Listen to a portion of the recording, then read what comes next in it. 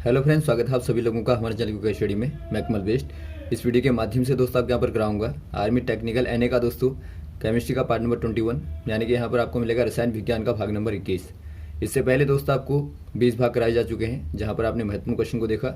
और आज भी दोस्तों यहाँ पर आप खास क्वेश्चन देखेंगे जो बार बार पूछे गए हैं और जिनकी बहुत पूछे जाने की संभावना रहती है।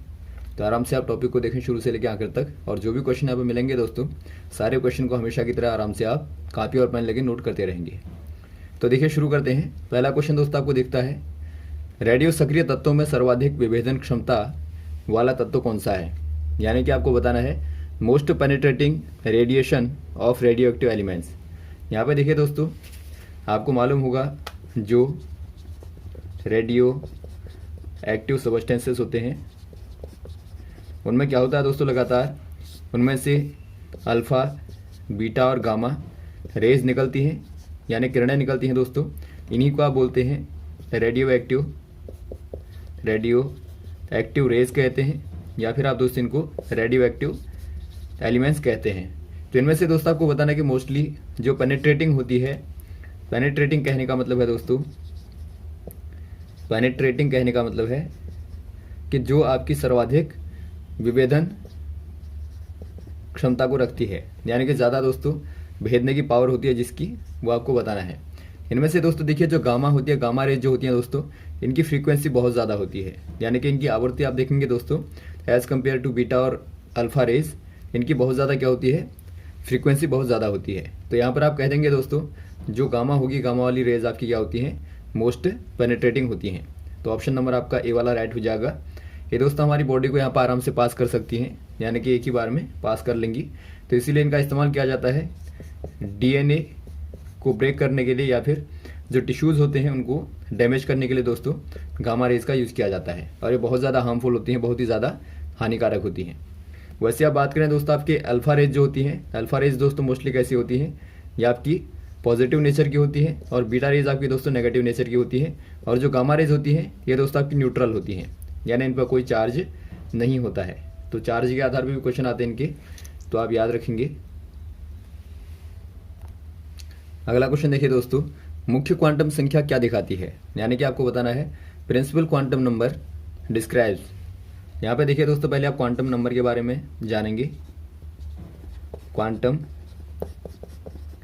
जो नंबर्स होते हैं दोस्तों, आप जानते हैं इनके आधार पे एटॉम के स्ट्रक्चर के बारे में आपको जानकारी मिलती है। और एटॉम में दोस्तों जो भी इलेक्ट्रॉन होते हैं, जहाँ पर भी होते हैं, उनकी पोजीशन के बारे में आपको इनसे जानकारी मिलती है। ये मोस्टली दोस्तों 4 टाइप के होते हैं, जिनमें से पहला आपका होता है principal quantum number. Principal quantum number कहते हैं आप इसको दोस्तों, आप एन के द्वारा रिप्रेजेंट करते हैं, जो कि दोस्तों शेल का, यानी कि जो आपका एटॉम है दोस्तों उसका साइज बताता है, यानी कि उसके दोस्तों अलग अलग शेलों के बारे में जानकारी आपको देता है, तो साइज बताएगा। और सेकंड वाला जो होता है दोस्तों आपका प्रिंसिपल के बाद एल्ज़ेबुथम क्वांटम नंबर होता है। ये दोस्तों आपका बताता है सब शेल को, यानी कि ऑर्बिटों को एक प्रकार से बताता है। तो इसको आप रिप्रेजेंट करते हैं दोस्तों स्मॉल एल से। वैसे आपका नेक्स्ट वाला होता है दोस्तों मैग्नेटिक क्वांटम नंबर, जो कि एक प्रकार से क्या बताता है, ये आपका दोस्तों चुंबकीय प्रवृत्ति को बताता है, यानी कि उसके मैग्नेटिक बिहेवियर को बताता है। इसको दोस्तों आप स्मॉल एम के द्वारा रिप्रेजेंट करते हैं। वैसे आप बात करेंगे फाइनल वाले की, तो ये आपका होता है spin quantum number. Spin quantum number यानी चक्रीय क्वांटम संख्या कहते हैं आप इसको। ये दोस्तों बताता है स्पिन के बारे में, यानी कि जो इलेक्ट्रॉन होते हैं दोस्तों वो कैसे स्पिन कर रहे हैं, इसके बारे में जानकारी देता है। तो इसको दोस्तों आप स्मॉल एस के द्वारा दिखाते हैं। तो यहाँ पर जो पूछा गया है दोस्तों, पहला वाला पूछा गया है प्रिंसिपल क्वांटम नंबर, यानी कि मुख्य क्वांटम संख्या। तो ये दोस्तों क्या बताती है, आपने देखा साइज को बताती है, यानी कि यदि आप देखें दोस्तों n बराबर यदि आपको 1 दिया है, तो इसका मतलब क्या होगा, जो एटॉम है, यहाँ पर आप एटॉम को देखते हैं, परमाणु को देखते हैं, ये आपका दोस्तों परमाणु का नाभिक है, न्यूक्लियाई है। तो परमाणु के बाहर से केवल आपकी एक ही शेल होगी। n बराबर 1 का मतलब है एक शेल होगी, और 2 है दोस्तों तो 2 शेल होंगी, 3 है तो 3 शेल होंगी। तो इस प्रकार से साइज को बताता है, यानी आपका पहला वाला k, बाद में l, फिर आपका m, n, इस प्रकार से शेलों को दिखाता है। तो यहाँ पर आप कह देंगे पहला वाला आपका राइट हो जाएगा, ऑप्शन नंबर ए वाला। अगला क्वेश्चन देखिए दोस्तों, the maximum number of electrons accommodated by P orbit is, यानी कि आपको बताना है दोस्तों जो पी ऑर्बिट होता है, यानी कि जो पी वाला दोस्तों कोश होता है उसमें कितने इलेक्ट्रॉन आते हैं आपको बताना है। दोस्तों यहाँ पे देखिए, आपने शैलों के बारे में देखा, आपने शैलों में देखा दोस्तों आपका KLMN होते हैं।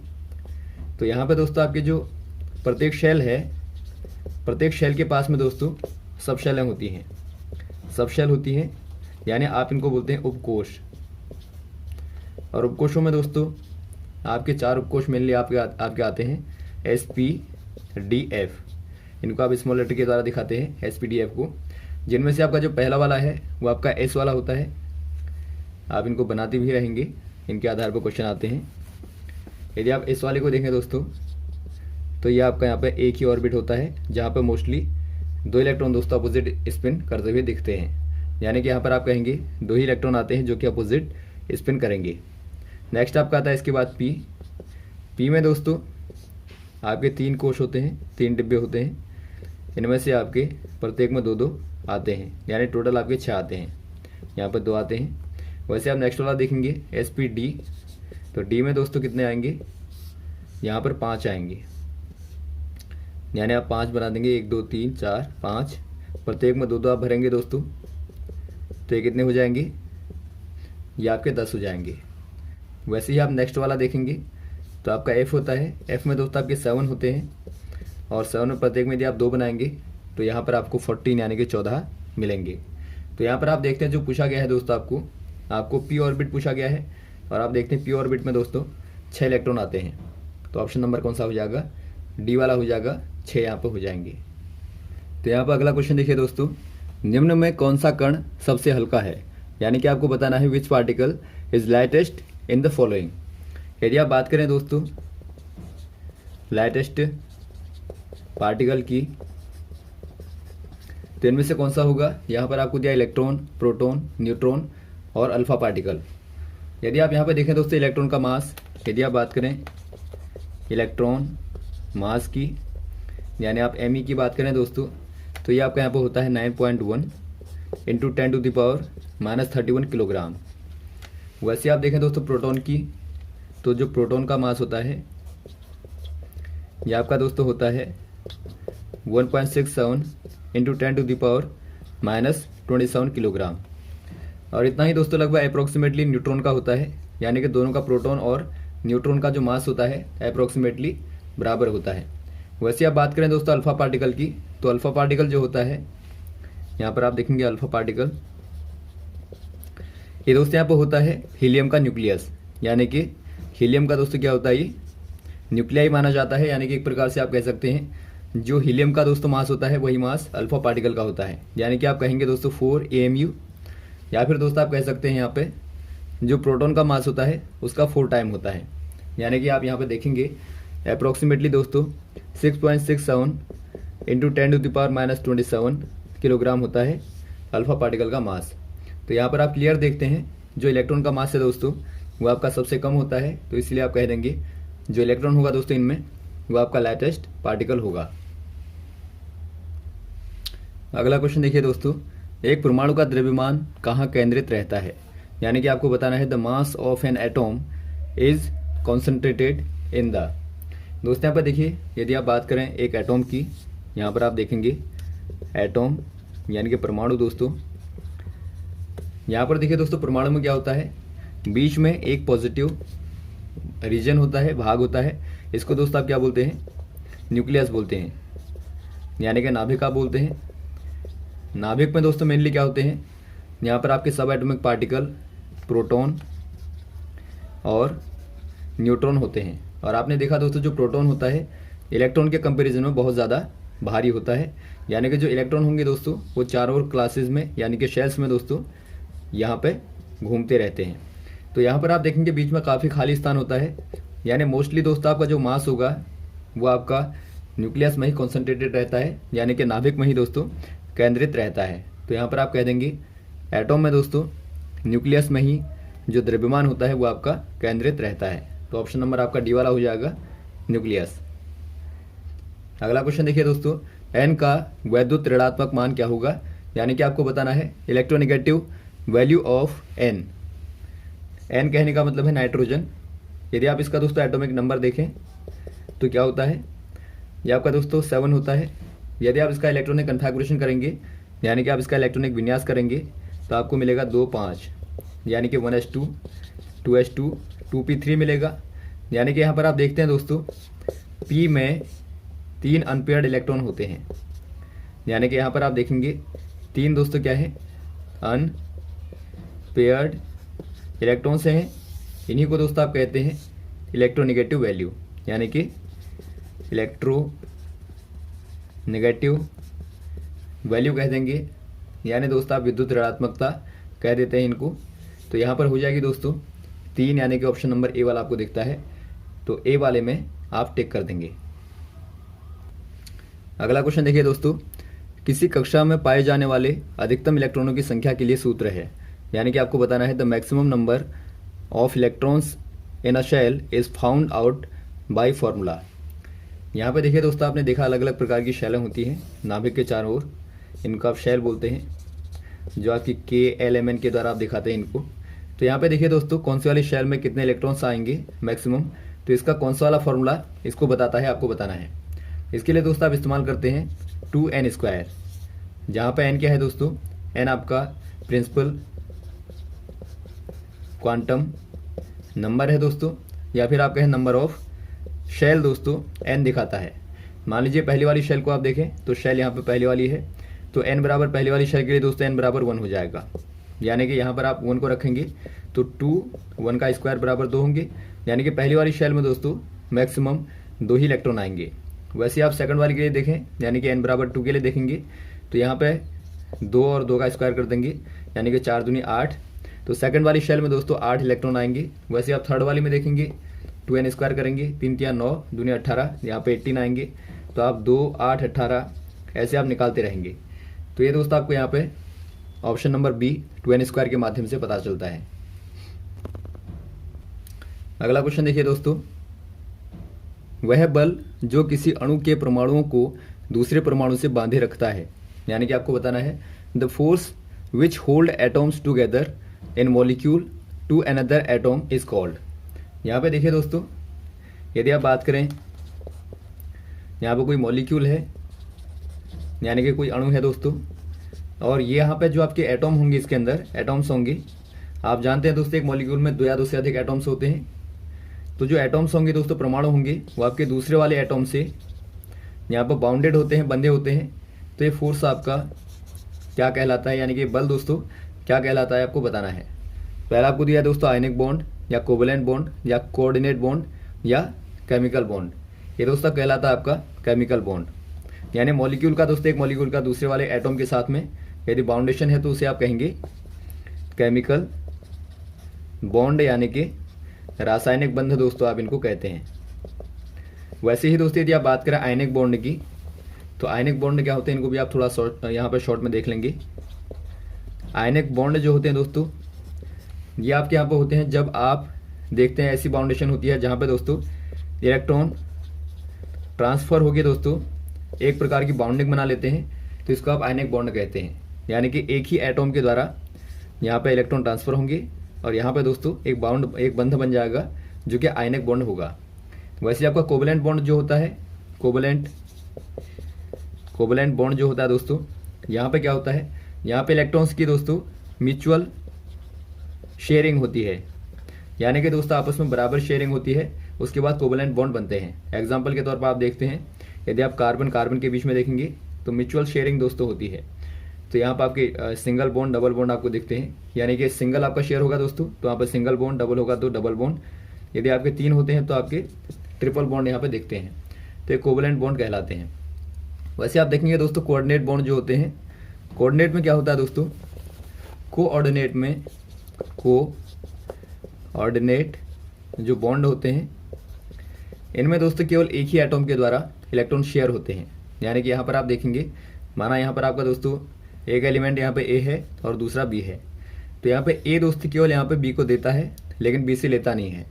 यानी कि यहाँ पर आप दे देंगे इलेक्ट्रॉन को लेकिन आप लेंगे नहीं दोस्तों, तो इसको आप क्या कहेंगे, कोऑर्डिनेट कोवेलेंट बॉन्ड कहते हैं। इनको दोस्तों आप एरो के माध्यम से दिखाते हैं, यदि एक इलेक्ट्रॉन दिया है तो एक एरो दिखाएंगे, 2 दिए हैं तो आप इस प्रकार से 2 एरो के माध्यम से दिखाते हैं। तो यहाँ पर आप ध्यान देंगे इनका दोस्तों आपका सिंबल भी पूछा जाता है, तो आप इनको ध्यान देंगे। तो यहाँ पर जो पूछा गया है दोस्तों आयनिक बॉन्ड हो जाएगा। अगला क्वेश्चन देखिए दोस्तों, आयनिक यौगिक घुलनशील होते हैं, यानी कि आपको बताना है ionic compounds are soluble in. आपने थोड़ी देर पहले देखा दोस्तों, जो आपके आयनिक बॉन्ड जो होते हैं वही दोस्तों आयनिक कंपाउंड को बनाते हैं, यानी कि आयनिक कंपाउंड की बात करें, यौगिकों की बात करें दोस्तों, तो ये क्या होते हैं पहले आप समझेंगे। इसके लिए दोस्तों आप एग्जांपल लेंगे NaCl का। यदि आप देखते हैं दोस्तों सोडियम को, तो यहाँ पर क्या होता है, इसका एटॉमिक नंबर 11 होता है, 11 होता है। यदि आप क्लोरीन को देखें दोस्तों 17 होता है। तो यहाँ पे देखिए यदि आप दोनों को, यदि आप इनके दोस्तों इनका स्ट्रक्चर बनाएं, लुईस स्ट्रक्चर बनाएं दोस्तों, तो सोडियम के पास में यहाँ पे 11 होंगे इलेक्ट्रॉन यहाँ पे जो होंगे, और यहाँ पे दोस्तों आपके क्लोरीन के पास में होंगे 17। तो यहाँ पर आप बना लेंगे 17 को। तो यहाँ पे क्या होगा दोस्तों, यदि सोडियम यदि क्लोरीन को एक दे दे, यानी एक इलेक्ट्रॉन का ट्रांसफर कर दे दोस्तों, तो यहाँ पे क्या हो जाएगा, सोडियम के पास में 11 थे, एक दे दिया तो यहाँ पर 10 बचेंगे, और यहाँ पे दोस्तों आपका 17 थे, एक ले लिया तो क्या हो जाएंगे, यहाँ पर हो जाएंगे 18।